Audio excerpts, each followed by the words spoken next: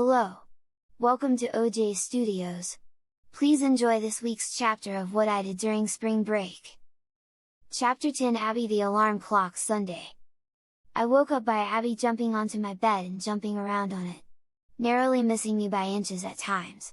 She was already dressed in a blue short-sleeved dress and her hair was now freed from the braids that she had yesterday. "Good morning," I said, yawning and stretching. I looked at my alarm clock and saw it was only 6 o'clock, way too early for me.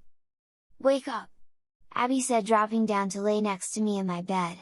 "Steven's making his famous chocolate chip pancakes and then he said we can go to water on a whim. So, get up." "I'm getting up," I moaned, sitting up.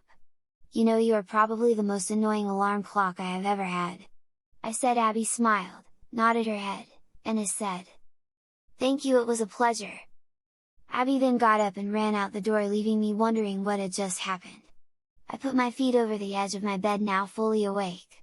I could see the fuzzy pajama pants that I wore last night after my bath, so I knew that yesterday simply was not just a crazy dream. I got up and walked over to my desk where Abby had set some clothes aside for me while I was putting my new clothes away.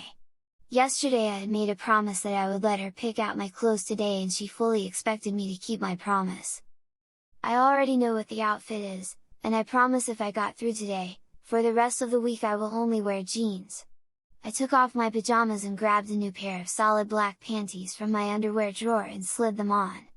I then sighed as I walked over to the desk and grabbed the pink ruffle cap sleeve floral sundress and put it on.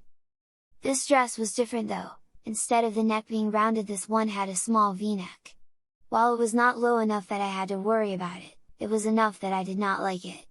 I now knew why most girls liked wearing t-shirts or tops with more rounded collars.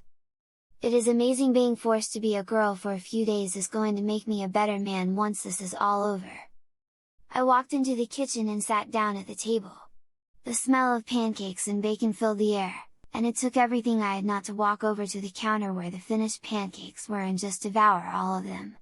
Steven was cooking the bacon on the stove while Abby stood on a little stool, mixed the pancake batter the best that she could. Justin walked into the kitchen while looking down at his cell phone. He was busy texting someone. He sat down at his normal spot at the table, sighed angrily at his phone and shoved it face down to the middle of the table. "Everything okay?"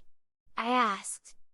"It's my mom. She tried to call me at the store I worked at, and when they told her that I was out sick for the week with a doctor's note, she freaked out." "Did you tell her about the experiment?" "Fuck no. Could you imagine if I told her that her only child decided to become a kid again for a week? She would be peeved. She would drive all 1,500 miles here, take me all the way to Northfield University and demand Dr. Serigeti to change me back." "Well, I guess just tell her you need a lot of sleep and that your throat is sore to be talking on the phone. I'll cover for you," Steven said as he grabbed the plate of pancakes and set them on the table.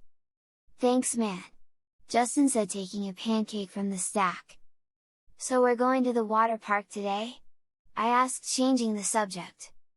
"Yes," Abby said, "Steven is taking us there later and I can't wait." "Great," Justin said, moaning. "I can't wait." He did not seem so happy about this plan.